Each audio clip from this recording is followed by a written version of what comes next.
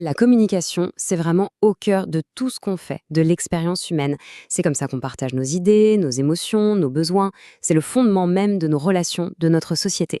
Mais alors, une question se pose. Que se passe-t-il quand la parole, cet outil qu'on considère souvent comme essentiel, eh bien, n'est plus une option ou devient très difficile à utiliser? C'est exactement cette question qui va nous guider aujourd'hui. On va explorer ensemble un domaine vraiment fascinant qui apporte des réponses à ce défi. On l'appelle la communication alternative et améliorée, ou pour faire plus court, la CAA. Alors, c'est parti, plongeons dans le vif du sujet. Communication alternative et améliorée. Je sais, ça peut sonner un peu technique comme ça, mais vous allez voir, l'idée derrière est en fait incroyablement humaine et même puissante. On va décortiquer ça ensemble. Voilà la définition de base. Ce qu'il faut bien comprendre, c'est que ce n'est pas une seule méthode. C'est plutôt une immense boîte à outils pleine de stratégies différentes. Il faut vraiment l'imaginer comme un ensemble de systèmes de soutien qui sont là pour donner une voix à chaque personne, peu importe la manière dont cette voix s'exprime.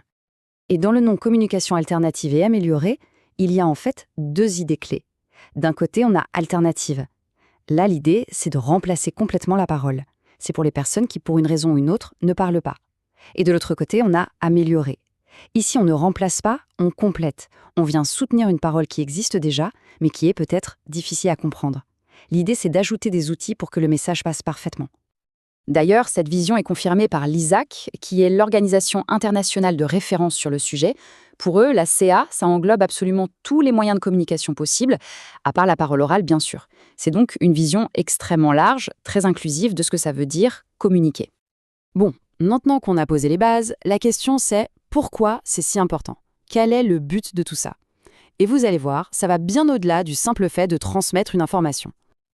Et voilà le point crucial. Le but ultime, c'est l'inclusion. C'est de permettre à chaque personne de participer pleinement à la vie. Ça veut dire quoi, concrètement? Eh bien, ça veut dire pouvoir raconter une blague à ses amis, pouvoir choisir ce qu'on veut manger au restaurant, ou encore partager une super idée en classe. Au fond, c'est une question de connexion, de dignité et de sentiment d'appartenance. Alors, concrètement, à qui s'adresse la CA? Qui sont les personnes qui utilisent ces systèmes au quotidien? La réponse, en fait, est très large. La CAA peut aider toute personne dont le handicap affecte la parole ou le langage. Pensez à un enfant autiste qui ne parle pas et qui, grâce à une tablette avec des images, peut pour la toute première fois dire « je t'aime » à ses parents. Ou alors un adulte qui a eu un AVC et qui retrouve la possibilité de communiquer ses besoins.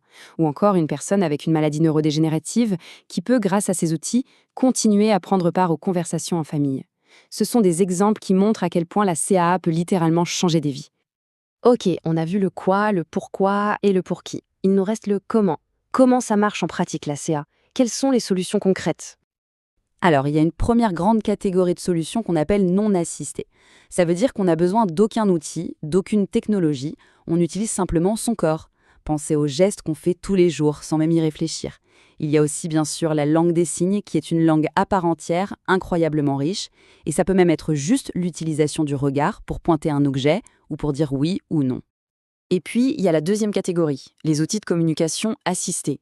Et là, comme le nom l'indique, on utilise des aides externes. La palette de possibilités est immense. Ça va du plus simple comme un tableau en papier avec des images, des pictogrammes, jusqu'à des technologies super avancées.